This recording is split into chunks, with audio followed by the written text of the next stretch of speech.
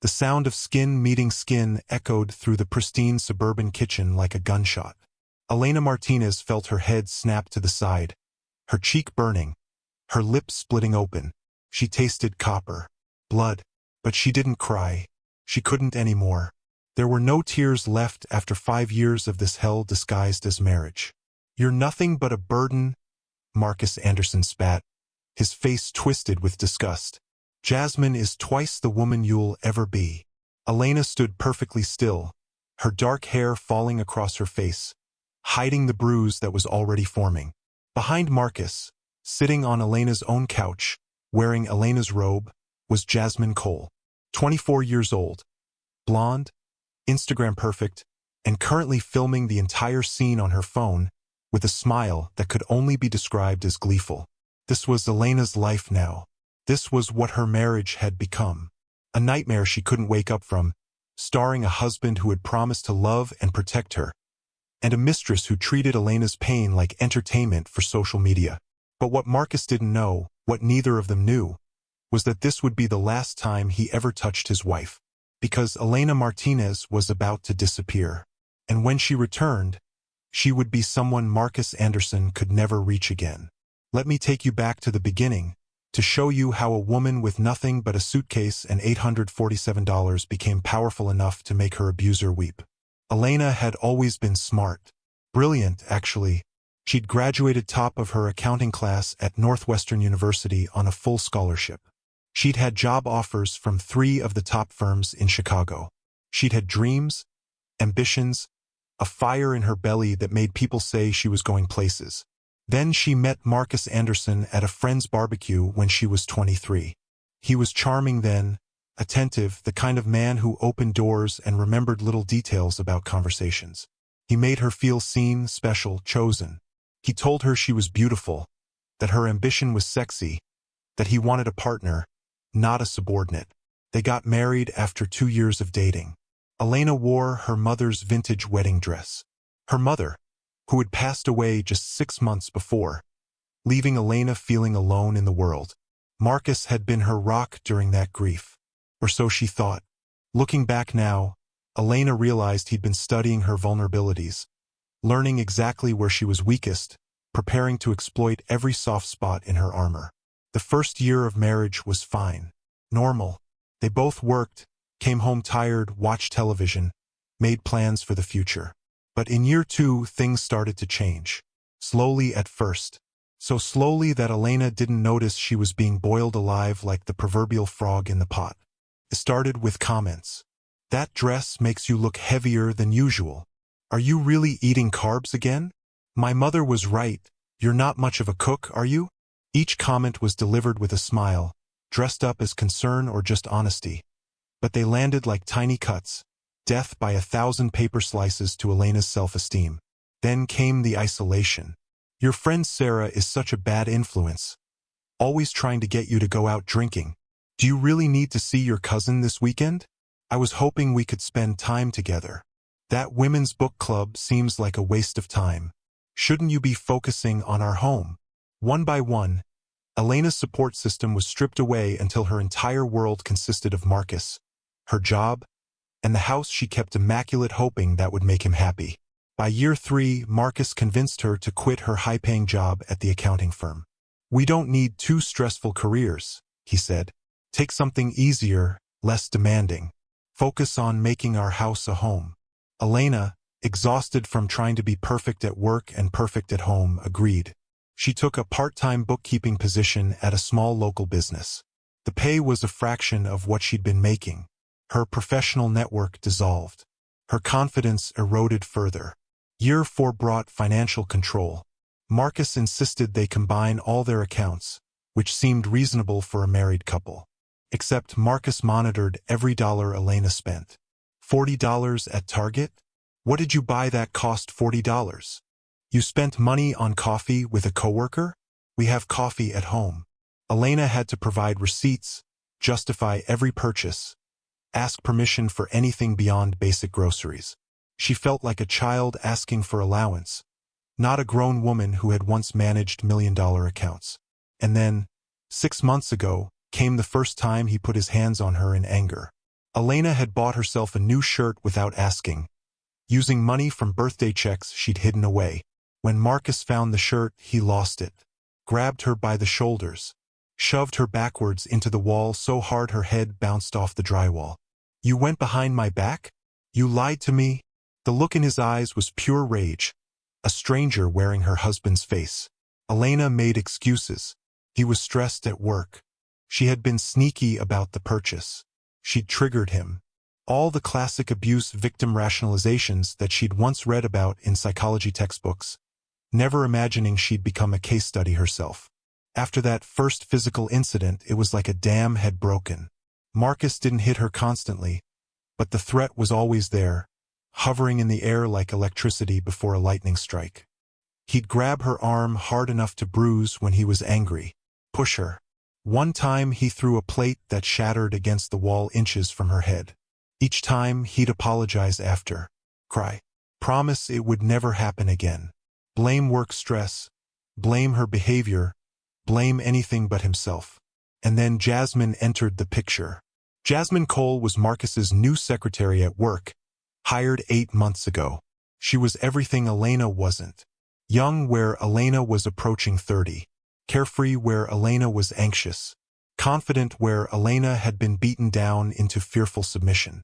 Jasmine posted everything on Instagram, lived for attention, and apparently decided that seducing her married boss would be a fun game to play. Marcus didn't even try to hide the affair. He'd come home smelling like Jasmine's perfume. His phone would buzz with her messages at dinner. He'd smile at his screen in ways he hadn't smiled at Elena in years. When Elena finally worked up the courage to ask if something was going on, Marcus laughed in her face. "So what if there is?" he said. "Maybe if you were more interesting, more fun, more anything, I wouldn't need to look elsewhere. But you're boring, Elena. You're predictable. You're everything that makes a man feel trapped." The affair became public knowledge. Marcus brought Jasmine to the house, let her sit on their couch, eat at their table. Jasmine would smirk at Elena, make little comments designed to cut. "Oh, you're still here? I thought you'd have some dignity and leave by now. Marcus says you used to be pretty. What happened?" All while Marcus watched, did nothing, sometimes even laughed. The worst part wasn't even the cheating or the mockery. The worst part was that Elena felt so beaten down, so convinced of her own worthlessness, that she stayed. Where would she go? She had no money of her own, no job prospects, no friends left after years of isolation, no family except distant relatives she hadn't spoken to in years. She was trapped, or so she believed. The night everything changed started like so many others in Elena's nightmare of a marriage. Marcus had invited Jasmine over for dinner, not to hide their relationship, but to flaunt it. Elena was expected to cook for them, serve them, clean up after them, like some kind of domestic servant in her own home. Elena made pasta, something simple because her hands were shaking so badly she could barely hold the knife to chop vegetables. She set the table with the good dishes, the wedding china from Marcus's grandmother. She even put out candles, though she didn't know why. Perhaps some deeply buried instinct towards self-preservation, going through the motions of normalcy while her world burned down around her. Marcus and Jasmine arrived together. They'd apparently been somewhere before, maybe dinner out first, making Elena's home-cooked meal just an after-dinner entertainment. They were laughing, touching, completely comfortable with their relationship while Elena, the actual wife, played servant. "Oh, you cooked?" Jasmine said, her voice dripping with false sweetness. "How domestic of you. Marcus, you never told me your wife could cook. I mean, you always said she was useless. But this smells almost edible." Elena said nothing. She'd learned that responding only made things worse. She served the pasta, poured the wine, and tried to disappear into the background of her own life. But Jasmine wasn't satisfied with simply being there. She needed to dominate, to humiliate, to prove her victory was complete. "Marcus, baby," she purred, running her fingers through his hair. "Tell me again how you're going to leave her. Tell me about our future together." Marcus grinned, looking at Elena as he answered. "Soon, sweetheart. I'm just waiting for the right time. Need to make sure I don't lose too much in the divorce." Her name is on some accounts and I need to move assets around first. But don't worry, we'll be together officially soon enough. Elena's hands clenched around the edge of the counter. He wasn't even pretending anymore. He was planning her disposal like she was an unwanted piece of furniture, discussing it openly while she stood 10 feet away. Then Jasmine, perhaps bored with just verbal cruelty, decided to escalate. She picked up her wine glass and deliberately knocked it over. Red wine splashed across the white tablecloth, across Elena's mother's vintage lace runner that had been one of the few precious items Elena had left from her childhood. "Oops," Jasmine said, not sounding sorry at all. "How clumsy of me." Elena rushed over with paper towels, trying desperately to blot the wine before it set into the irreplaceable lace. Her mother's lace, one of the last physical connections she had to the woman who'd raised her, loved her, believed in her potential. "Leave it," Marcus snapped. "It's just a stupid cloth." "It was my mother's," Elena said quietly, still trying to save it. "Your mother's dead," Jasmine said flatly. "She's not going to care about a wine stain." Something inside Elena cracked at those words. Not broke, but cracked. A fissure in the shell of submission she'd built around herself. She looked up at Jasmine, really looked at her, and for the first time in months felt something other than fear or shame. She felt anger. "Get out of my house," Elena said, her voice low but clear. Jasmine laughed. "Your house? Honey, this is Marcus's house. You're just living here on borrowed time." "I said get out." Marcus stood up then, his chair scraping against the floor. Elena saw the familiar signs, his jaw clenching, his hands balling into fists, the vein in his temple starting to throb. She was about to pay for her moment of defiance.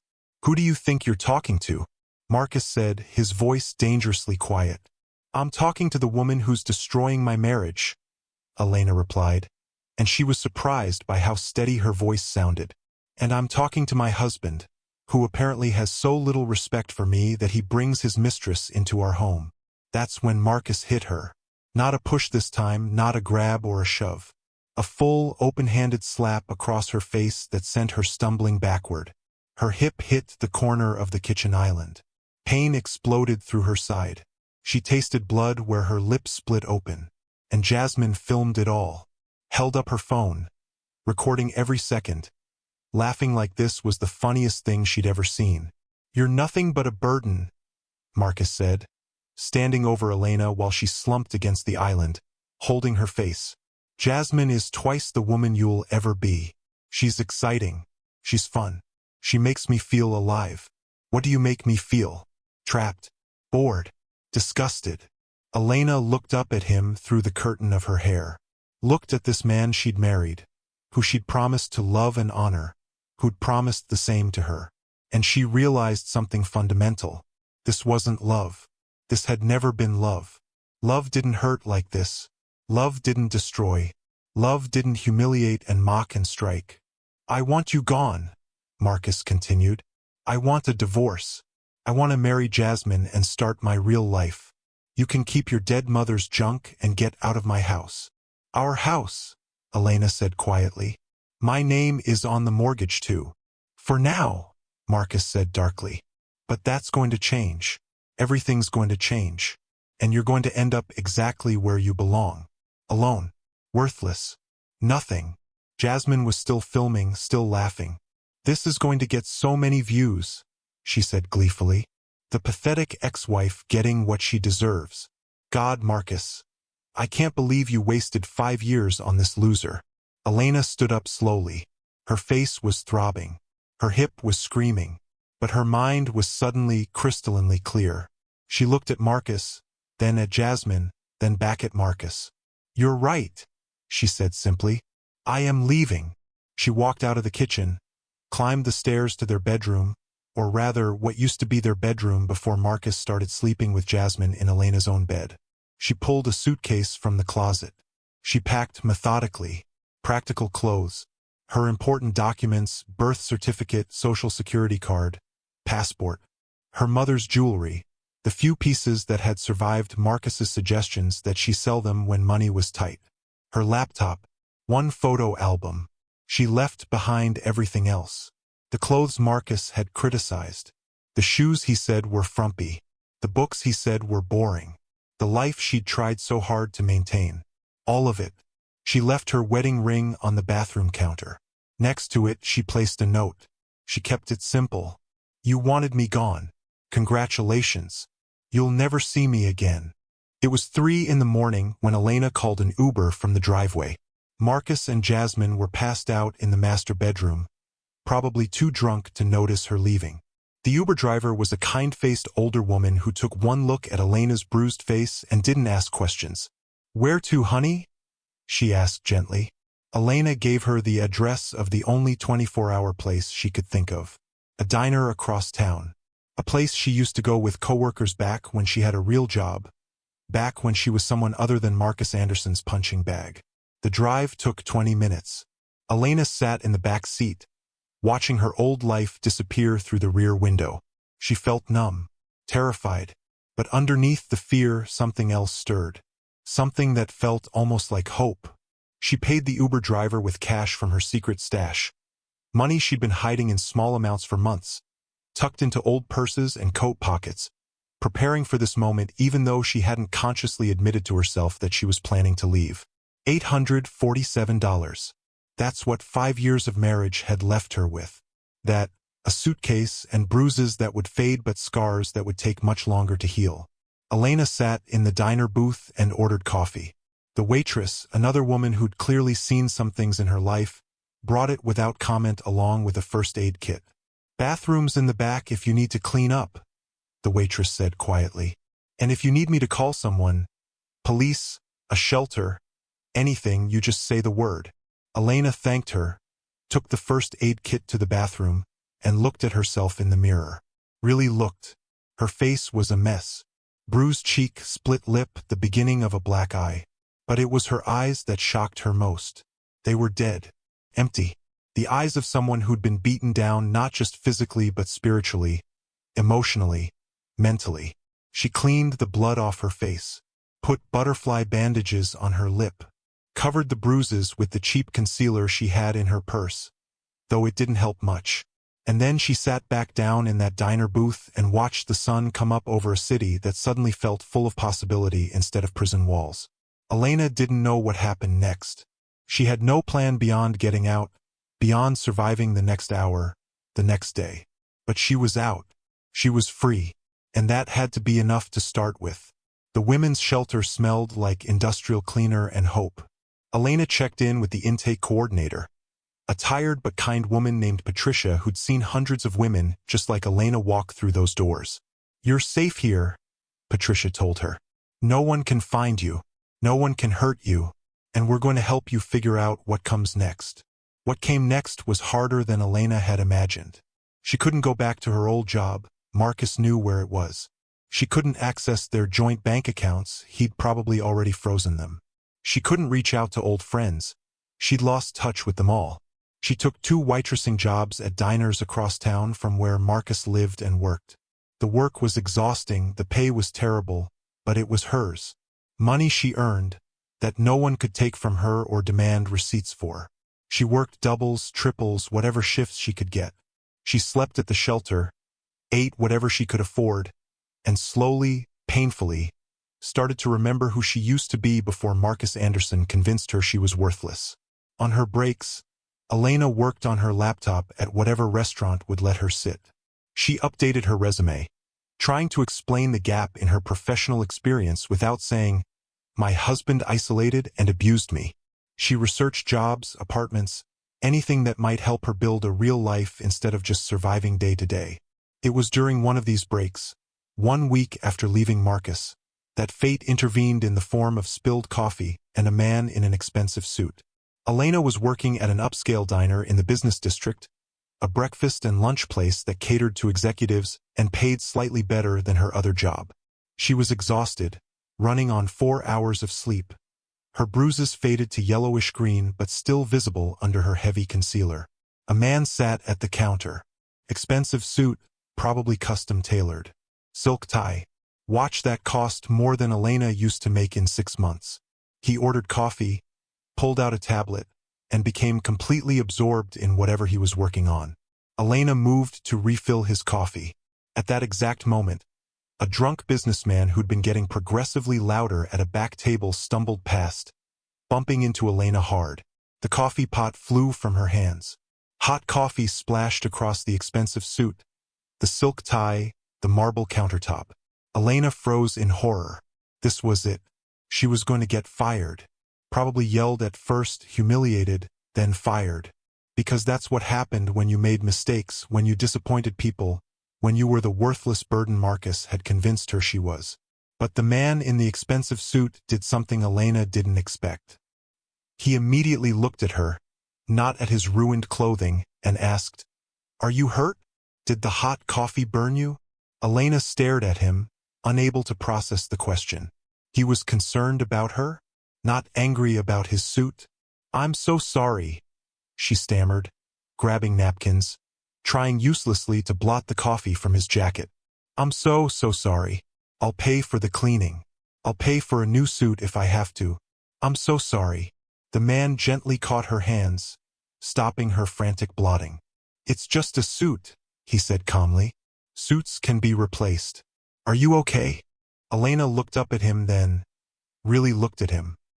He was probably mid-30s, with dark hair and eyes that seemed genuinely concerned. Not angry, not disgusted, just concerned. "I'm fine," she said automatically, the response of someone trained to never complain, never admit pain or difficulty. The man looked at her for a long moment. His gaze flickered to her cheek, where the makeup didn't quite cover the fading bruise. Something changed in his expression. It darkened, but not with anger directed at her. With anger for her. "I'm Alexander," he said, releasing her hands. "Alexander Cross." "Elena," she replied. "Elena Martinez. And again, I'm so incredibly sorry about your suit." "Already forgotten," Alexander said. He glanced at her laptop, open on a nearby booth where she'd been working on her break. From his angle, he could see the screen. Financial modeling software. Advanced accounting programs. "You're an accountant?" he asked. Elena felt a flush of shame. "I used to be. Now I'm just—" She gestured around at the diner, at her waitress uniform, at the life she'd been reduced to. "Just figuring things out?" Alexander finished for her. "Something like that."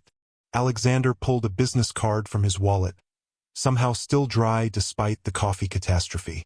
He handed it to her. "Alexander Cross, CEO, Cross Global Enterprises. I'm looking for a financial consultant. Someone smart, discreet, and hungry to prove themselves. If you're interested, call this number tomorrow." Elena took the card with shaking hands. She recognized the company name. Cross Global Enterprises was massive, a real estate and technology empire that was constantly in the business news. And this man was the CEO? "Why would you want to hire me?" Elena asked, confused. "You don't know anything about me. I know you're working 2 jobs based on the fact that you're wearing a uniform from a different diner under this apron," Alexander said, noticing details Elena hadn't realized were visible. "I know you're skilled enough to be running financial modeling software on your break instead of scrolling social media. I know something difficult happened to you recently based on the bruise you're trying to hide and the way you apologized like you expected me to hurt you. And I know you're a survivor, which is the most valuable quality anyone can have." He stood up, leaving cash on the counter that was triple what his coffee had cost. "Think about it. Call me if you're interested. And Elena, whatever you're running from or recovering from, you're going to be okay. I can tell." Then he left, coffee-stained suit and all, leaving Elena standing there holding a business card that felt like a winning lottery ticket and a cruel joke simultaneously. That night at the shelter, Elena looked up Alexander Cross on her laptop. What she found made her hands shake all over again. Alexander Dominic Cross, 35 years old, billionaire. Forbes estimated his net worth at $8.7 billion. He'd built Cross Global from nothing starting at age 22. Self-made. Ruthless in business but known for fair treatment of employees. Notoriously private about his personal life. And he'd offered her a job. Her. A woman living in a shelter, working as a waitress, whose most recent professional experience was being financially abused by her husband. It had to be pity. It had to be some kind of charity case thing. Successful billionaire helps poor abused woman, feels good about himself, moves on. Elena almost didn't call, almost threw the card away. But at 2 in the morning, unable to sleep, she thought about her mother. Her mother, who'd worked 3 jobs to send Elena to college. Who'd believed Elena could do anything, be anything. Who'd made Elena promise on her deathbed to never let anyone diminish her light. And Elena realized that not calling, not trying, not taking this chance because she was afraid or ashamed or convinced she didn't deserve it, that would be letting Marcus win. That would be accepting his narrative that she was worthless, that she deserved nothing better than survival mode. So the next morning, hands shaking, Elena called the number on the card. She expected a secretary. She expected to be screened, dismissed, told that Mr. Cross was too busy to remember some random waitress. Instead, Alexander Cross himself answered on the second ring. "I was hoping you'd call," he said, and Elena could hear the smile in his voice. The Cross Global Tower was 73 floors of glass and steel and intimidation. Elena stood outside, looking up at the building that disappeared into the clouds, and nearly turned around and walked away. She didn't belong here. She was wearing her best outfit, which was a modest black skirt suit she'd found at a thrift store, cleaned and pressed to within an inch of its life, but it still screamed clearance rack in a building where everyone else looked like they shopped exclusively on Rodeo Drive. But she'd come this far. She rode the elevator to the top floor, her stomach dropping with each ascending number. The executive suite was all marble and floor-to-ceiling windows and original artwork that probably cost more than Elena had made in her entire life. The receptionist directed her to Alexander's office with a professional smile. The door opened to a space that was more impressive than intimidating. Huge, yes, with windows overlooking the entire city, but also surprisingly warm. Books on shelves, plants, photos of what looked like family and friends rather than celebrity handshakes and power poses. Alexander stood when she entered. He dressed down from his usual suit to just slacks and a button-down, no tie, perhaps trying to make this less formal and frightening. "Elena," he said warmly, "thank you for coming. Please sit." Elena sat in one of the leather chairs across from his desk and tried not to look as terrified as she felt. "I'm not going to waste your time with pleasantries," Alexander said, sitting across from her, not behind his desk, making this feel more like a conversation than an interrogation. "I did some research after our coffee incident. I found your academic records. Northwestern, full scholarship, graduated summa cum laude with a degree in accounting and finance. Top of your class. Multiple job offers from premier firms. You worked at Baxter and Associates for 2 years, received excellent performance reviews, then left with no explanation." Elena felt her cheeks burning. He'd investigated her, knew about the gap in her career. My husband thought it would be better if I worked somewhere less demanding," she said quietly. "Your ex-husband," Alexander corrected gently, noticing she wasn't wearing a wedding ring. "Yes, as of last week."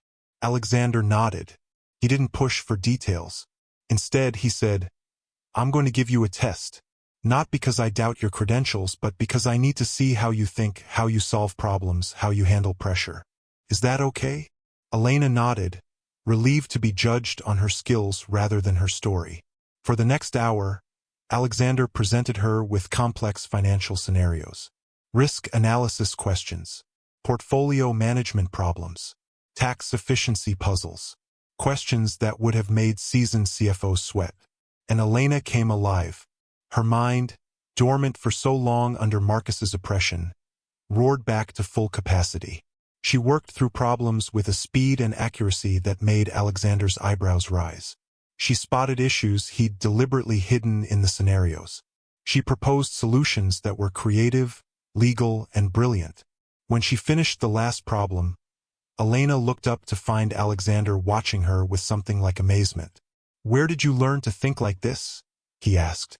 "I had a full scholarship to Northwestern," Elena said, echoing what he'd already discovered. I loved financial analysis, the puzzle of it, making numbers tell stories. I lost my way for a while. Well, you found it again, Alexander said. He leaned forward, elbows on his knees, fully focused on her. Elena, I want to offer you a position. Personal financial consultant to me and the executive team. You'd work directly with me on major deals, analyze risk, structure transactions, basically be the financial brain behind our biggest moves. The salary is $180,000 a year to start, with performance bonuses that could double that. Full benefits, housing stipend, education reimbursement if you want to get additional certifications. The hours will be long and the pressure will be intense, but I think you can handle it. Elena felt like she couldn't breathe. $180,000. More money than she'd ever imagined making. Enough to get her own apartment, to rebuild her life, to be independent. Why? She asked, her voice barely a whisper. Why would you take a chance on me? You could hire anyone. Someone with recent experience. Someone who hasn't spent the last 3 years working part-time bookkeeping. Someone who doesn't come with whatever baggage you obviously know I'm carrying. Alexander was quiet for a moment, choosing his words carefully. Because I see something in you that you've forgotten about yourself. Potential, drive, hunger, intelligence. And because I'm very good at recognizing valuable investments, and Elena, you're going to be one of the best investments I've ever made. He paused, then added, and because I started with nothing too. Different circumstances than yours, different obstacles, but I understand what it's like to have to rebuild from ground zero. I understand what it's like when people doubt you, when they look at where you are now instead of seeing where you could go. Someone took a chance on me once. I'm taking a chance on you. Elena felt tears prick her eyes. She blinked them back furiously. When would I start? She asked. Monday. 3 days. That gives you time to find an apartment. Get settled. I'm advancing you your first month's salary today to help with moving expenses. Elena stared at him. This wasn't real. This couldn't be real. Things like this didn't happen to women like her, women who'd just escaped abusive marriages with nothing but a suitcase and determination. I accept, she said, before fear could make her take it back. Thank you. You won't regret this. I know I won't, Alexander said with a confidence that made Elena want to believe him. As she stood to leave, Alexander added, Elena, whoever made you forget your worth, whoever made you believe you deserved less than everything, they were a fool. And their loss is my gain. Elena made it to the elevator before she started crying. But these tears were different. These tears weren't from pain or fear or humiliation. These tears were from hope, from possibility, from the first glimmer of light after 5 years of darkness. 3 months passed in a blur of work, growth, and transformation. Elena threw herself into her new position with a ferocity that surprised even her. She was good at this. Better than good. She was brilliant. Every analysis she produced was sharp, thorough, innovative. Every risk assessment she provided saved cross-global from potential disasters or opened doors to opportunities others had missed. Within her first quarter, Elena identified and restructured a failing real estate portfolio, saving the company $12 million. She spotted a tax loophole that no one else had noticed, redirecting $8 million in savings. She analyzed a potential acquisition and discovered financial irregularities that would have cost cross-global hundreds of millions if the deal had gone through. Alexander started bringing her into every major decision, trusting her judgment implicitly. But the transformation wasn't just professional. Elena moved into a modest 1-bedroom apartment in a safe neighborhood. Nothing fancy, but it was hers. She decorated it slowly, carefully, choosing things she liked instead of things Marcus would approve of. She bought clothes that made her feel professional and confident instead of invisible. She started therapy, working through the trauma of her marriage. She joined a support group for domestic violence survivors.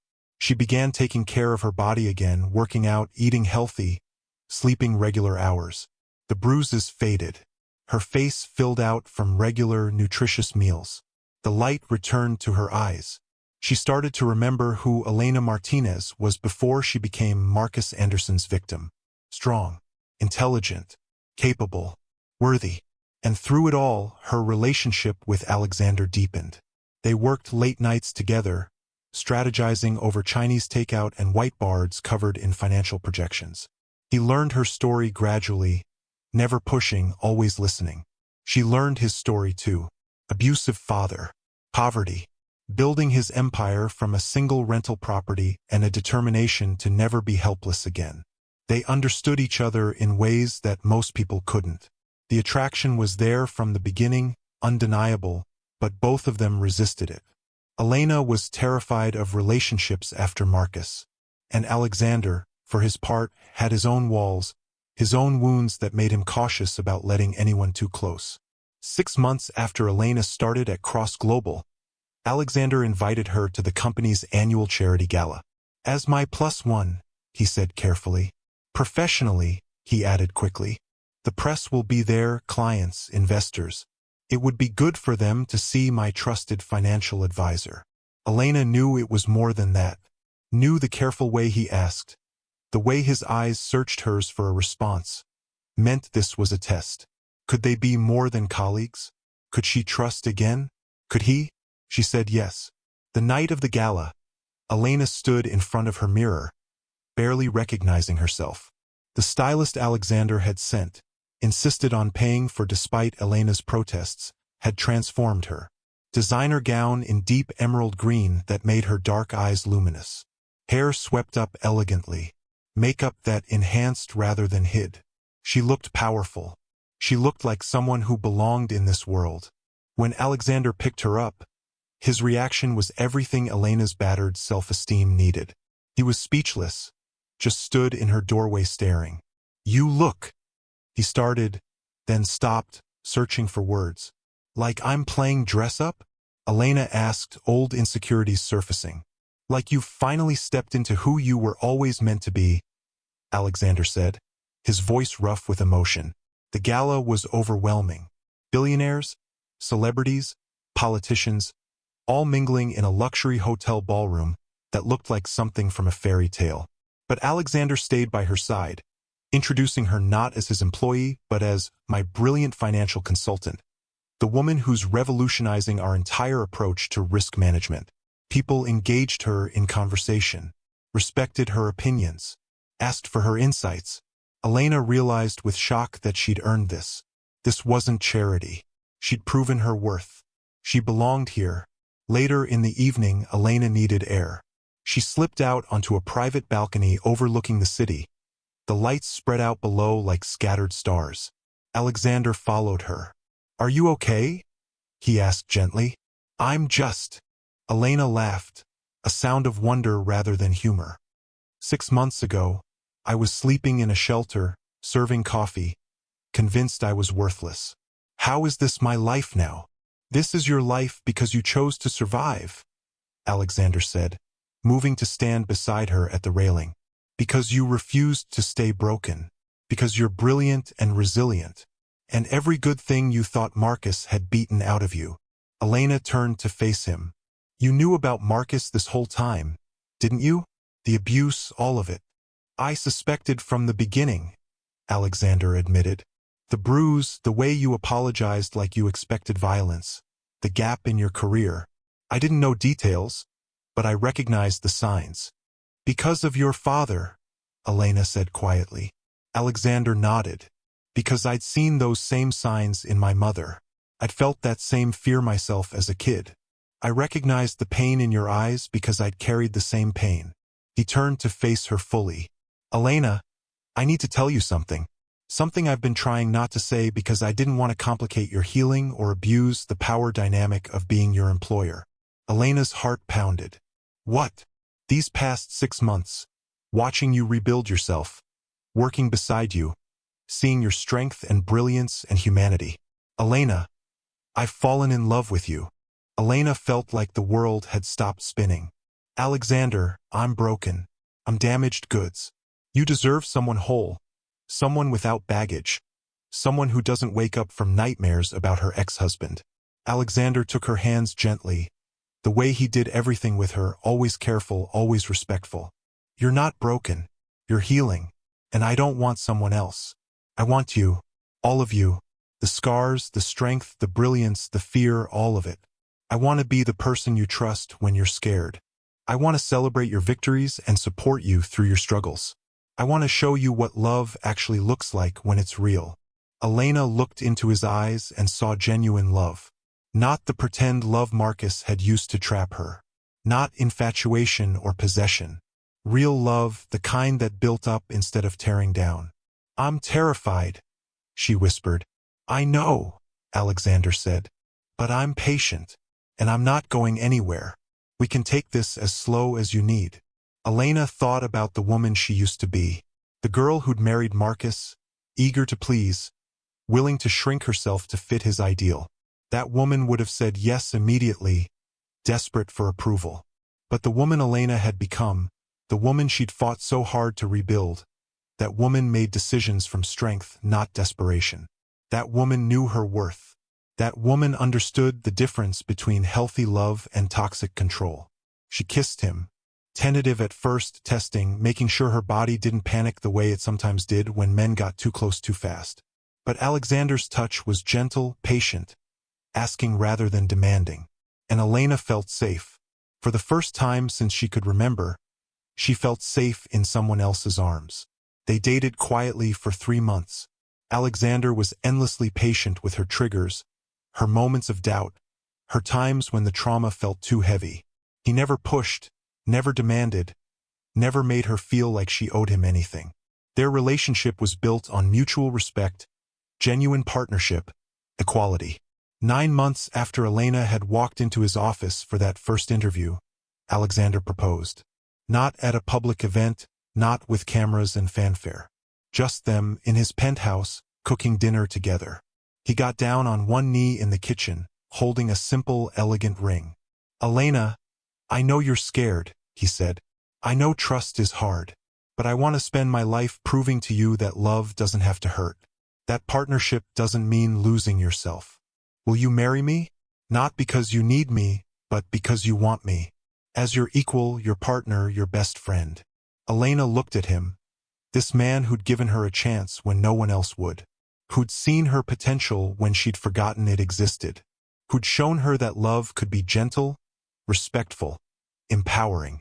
Yes, she said, tears streaming down her face. 1,000 times yes. Because you're right. I don't need you. I want you. And that makes all the difference. They planned a small, intimate wedding. Just close friends, Alexander's family, Elena's support group sisters who'd witnessed her entire journey. No spectacle, no public circus. Just 2 people who'd survived their own hells choosing to build a heaven together. And 300 miles away, in a cheap studio apartment that smelled like failure and regret, Marcus Anderson was scrolling through his phone when he saw an article that would shatter his world. Marcus had been having a very bad year. Actually, a very bad 18 months. The downfall had started slowly after Elena left, then accelerated into a catastrophic spiral that left him barely recognizing his own life. The first week after Elena disappeared, Marcus had felt relief.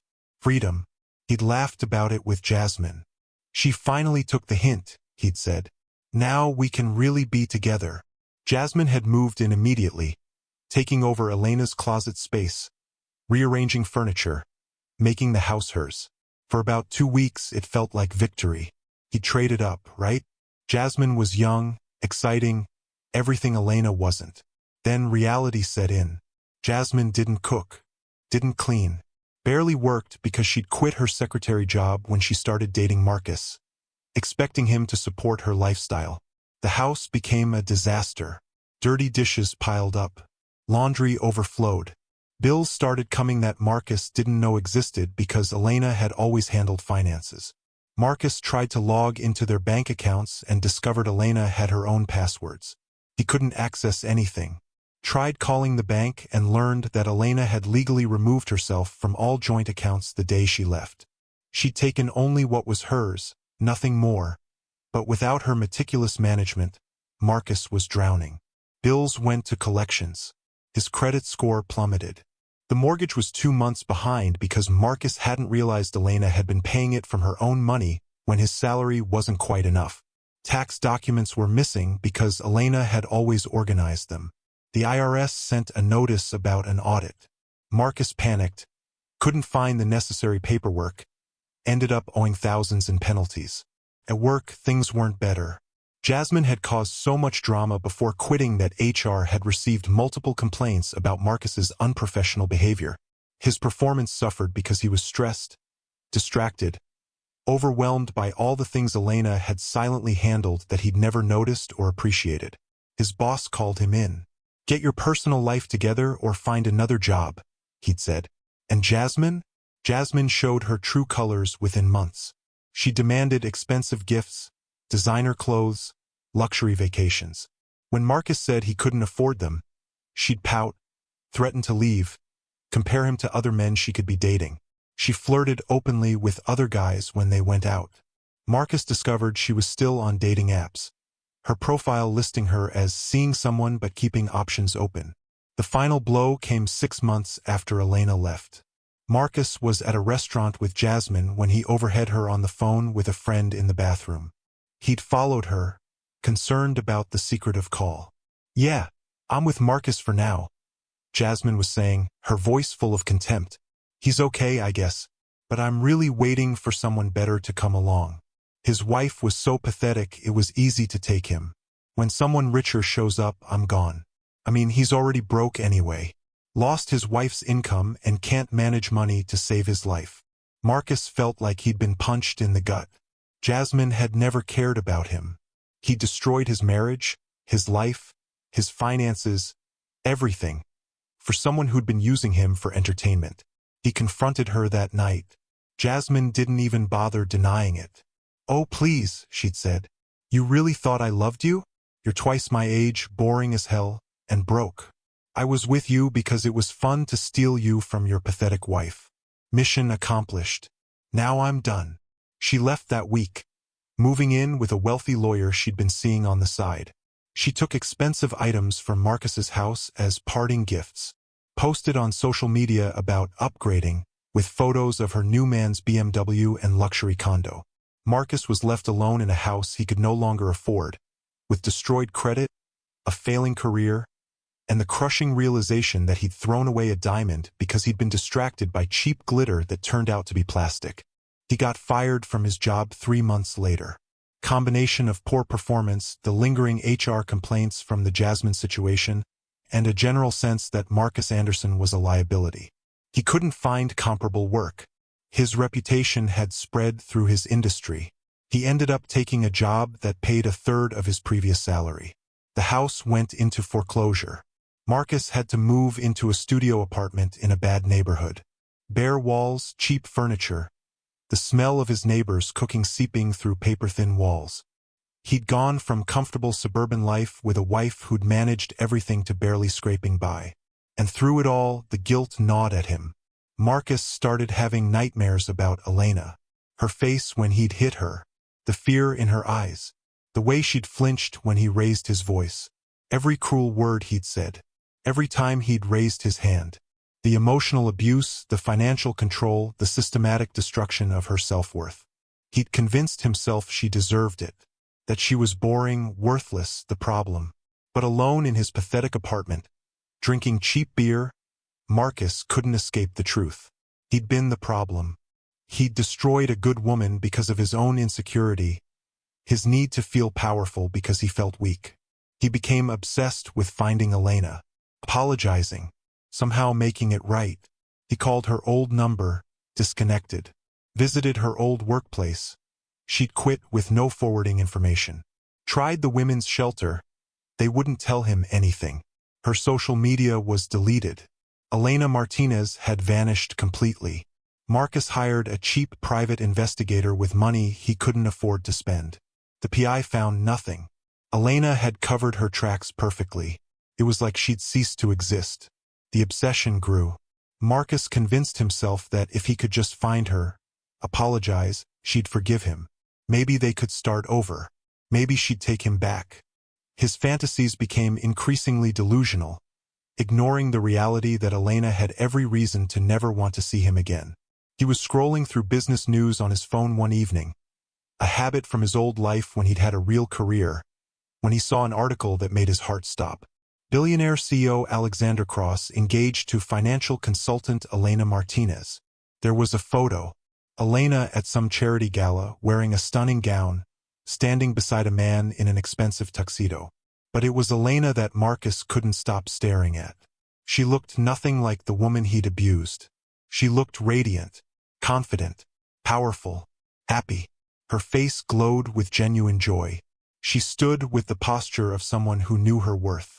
And she was wearing a ring that probably cost more than Marcus made in 5 years. Alexander Cross. Marcus knew the name. Everyone did. Billionaire. Self-made. One of the richest men in the country. Forbes estimated his wealth at nearly $9 billion. Marcus scrolled frantically, finding more articles. Elena had been working at Cross Global for over a year. She'd been credited with saving the company tens of millions through strategic financial restructuring. She was described as brilliant, innovative, Alexander Cross's most trusted advisor. Photo after photo showed Elena at high-profile events, business conferences, charity galas. Always poised, always confident, always beside Alexander Cross, who looked at her like she hung the moon.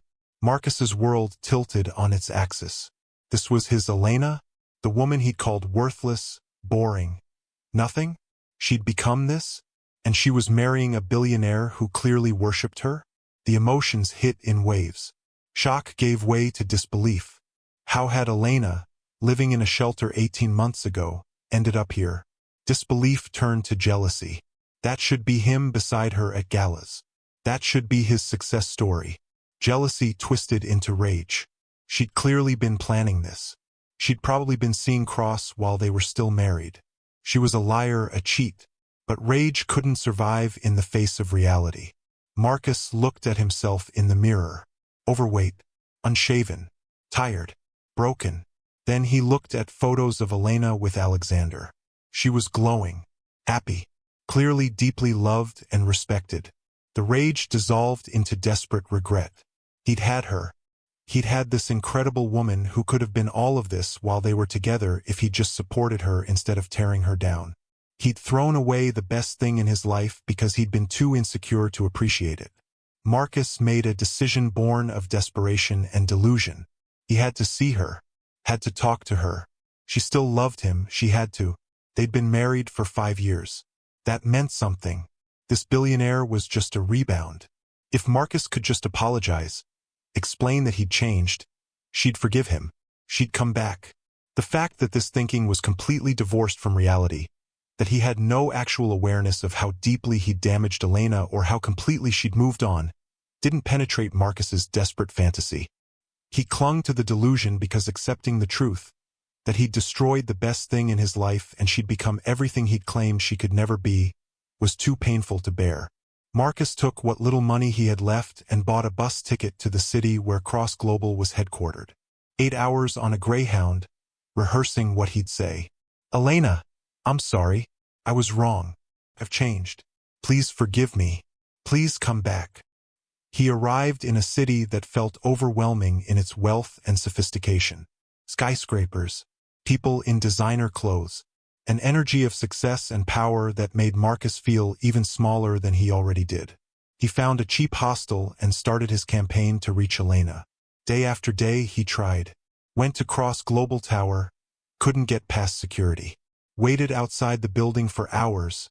Never saw her because she worked from the executive floor. Called the company repeatedly until the receptionist threatened to contact police about harassment. He was running out of money, looking more disheveled, growing more desperate and unhinged. Security at Cross Global started recognizing him as a problem, physically removing him from the property. Finally, after a week of failure, Marcus got his chance. He saw a Society page article mentioning a charity event that evening. An exclusive gala. He couldn't get inside, but he could wait outside, hoping to catch Elena. He stood in the cold for 3 hours, looking more like a homeless person than the man he used to be. Other attendees in their expensive clothes gave him wide berth, probably assuming he was panhandling. Then a Bentley pulled up. The door opened, and Elena stepped out. Marcus's breath caught. She was more beautiful than any photo could capture. wearing a gown that probably cost more than his car used to, hair and makeup perfection. But it was her face, her demeanor, that stopped his heart. She looked happy, confident, loved. Alexander Cross stepped out behind her, immediately putting a protective arm around her waist, guiding her toward the entrance. The way he looked at her, touched her, it was so different from how Marcus had treated her. It was reverent, respectful. Marcus couldn't help himself. He pushed through the crowd gathering to watch the arrivals. "Elena!" he shouted. "Elena, please!" Elena froze, turned, saw him, and the look on her face, time seemed to stop. She went pale, started shaking, not with longing or hope, with fear, with trauma triggering, with PTSD from years of abuse flooding back at the sight of her abuser. Alexander immediately sensed the threat, pulled Elena closer, protective. "Elena, do you know this man?" he asked, his voice hard. "Yes," Elena said, her voice cold and distant. "That's my ex-husband." The word ex hit Marcus like a physical blow. The finality of it, the disgust in her tone. Security moved in immediately, grabbing Marcus's arms. "Elena, I'm sorry," he shouted as they pulled him away. "I've changed. Please, just talk to me. That billionaire doesn't love you like I did." Marcus screamed, being dragged backward. "He's just using you. Come back to me. I need you. I'm nothing without you." Elena said nothing, just let Alexander guide her inside, away from the man who'd beaten her, humiliated her, nearly destroyed her. But Marcus saw she was trembling, pale, and in his deluded state, he misinterpreted it. "She still cares," he thought. "She's affected by seeing me. There's still a chance." Inside the gala, Elena had a full panic attack. Alexander held her in a private room, protective and furious in equal measure. "Who was that?" he demanded. "Did he hurt you?" And Elena finally told him everything. The full story of her marriage to Marcus. The emotional abuse, the isolation, the financial control, the beatings. All of it. The things she'd shared in pieces but never completely. Alexander's face darkened with rage, but his touch stayed gentle, always gentle. "He will never touch you again," Alexander promised. "I swear to you, Elena, never again." That night, Alexander's lawyers filed an emergency restraining order. Marcus was served papers at his hostel the next morning. 500 feet minimum distance from Elena Martinez, Alexander Cross, or any Cross Global property. Violation would result in immediate arrest. Marcus read the order and lost it completely. Trashed his hostel room. Screamed. Cried. Blamed everyone but himself. "This is that billionaire's fault," he raged. "He stole my wife. He poisoned her against me. She'd forgive me if he wasn't manipulating her." Still no accountability. Still no real understanding that Elena's rejection wasn't about Alexander. It was about Marcus. About what he'd done. About who he'd shown himself to be. Marcus became dangerous in his desperation. He started planning ways to bypass the restraining order. To force Elena to talk to him. To make her understand that they belonged together. But fate, or perhaps justice, had other plans. Because Elena and Alexander's wedding was approaching. And Marcus, in his obsessed state, was going to make one final catastrophic decision that would lead to his ultimate humiliation and her final victorious liberation. The wedding was everything Elena had never known she wanted. Small, intimate, only 30 guests. A beautiful private estate with gardens and sunshine and string quartet music. No press, no spectacle. Just people who loved her and Alexander genuinely celebrating their union. Elena had chosen to walk herself down the aisle. Powerful symbol. She didn't need anyone to give her away because she'd given herself to Alexander freely, from a place of strength rather than need. When she reached him at the altar, he was crying. "You're the strongest person I've ever known," he whispered. Their vows were about respect, equality, partnership. Alexander promised to honor her strength, support her dreams, never make her feel small. Elena promised to trust again, to build a life together based on mutual respect, to choose him every day not from desperation but from love. The reception was joyful. Toasts celebrated Elena's transformation, her resilience. Her support group sisters were there, the women who'd watched her rebuild from nothing. Everyone could see how happy she was, how far she'd come, how much she deserved this. They were dancing, Elena safe in Alexander's arms, when the commotion started at the entrance. Security commotion, voices raised. Then Marcus burst into the reception. He'd climbed the estate fence, bypassed outer security through sheer desperate determination. He looked wild, disheveled, unhinged. "Stop!" he screamed. "You can't do this. Elena, you're my wife." Music stopped. Everyone froze. Security moved to remove him, but Elena raised a hand. "Wait," she said. Alexander moved to protect her, but Elena looked at him. "I need to do this," she said quietly. He nodded, staying close but letting her take the lead. Elena walked toward Marcus. For the first time in 18 months, she looked at him directly. Really looked, and saw him for what he was. Pathetic. Broken not by circumstances but by his own choices. A man who'd had everything and thrown it away, now desperately trying to reclaim what was never really his. "You want to know why I'm marrying him?" Elena said, her voice steady. "Why I left you?" "Because he has money," Marcus shouted. "Because you're a gold digger who... Because he treats me like a human being." Elena cut him off. "Because he's never raised his hand to me. Because he celebrates my strength instead of trying to crush it." She stepped closer, her voice getting stronger. "You beat me, Marcus. You humiliated me. You told me I was worthless every single day. You made me believe I was nothing. I was stressed." Marcus tried. "You made me." "No." Elena's voice was powerful now, commanding. "I made you do nothing. Those were your choices, your actions, your abuse. I left with a suitcase and $847. Elena continued. "You left me with bruises and trauma. But look at me now." She gestured to the life around her, the wedding, the success, the love. "I rebuilt myself. I found real love. I became successful. And you? You're exactly where you deserve to be." Marcus dropped to his knees, genuinely crying. "Elena, please," he sobbed. "I'm sorry. I'm so sorry. I've lost everything. I have nothing. Please, I need. You need to take responsibility for your life instead of blaming everyone else for your failures," Elena said. "I forgive you, Marcus. Not for you. For me. So I can be free of you completely. But forgiveness doesn't mean reconciliation. It means I'm letting go." She looked at security. "Please escort him out. And if he violates the restraining order again, press full charges." Marcus was removed, still crying, still broken. Elena turned back to her wedding guests. She was shaking, but she was powerful. She'd taken her power back. The guests burst into applause. Alexander walked to her, took her hands. "Are you okay?" he asked gently. "I'm perfect," Elena said. "I just took my power back." They kissed. The reception continued. Elena danced with her husband, surrounded by people who loved her. And outside, Marcus was being driven away in a police car for violating the restraining order. The contrast was stark. Her life flourishing, his in ruins. Not because of revenge, but because of choices.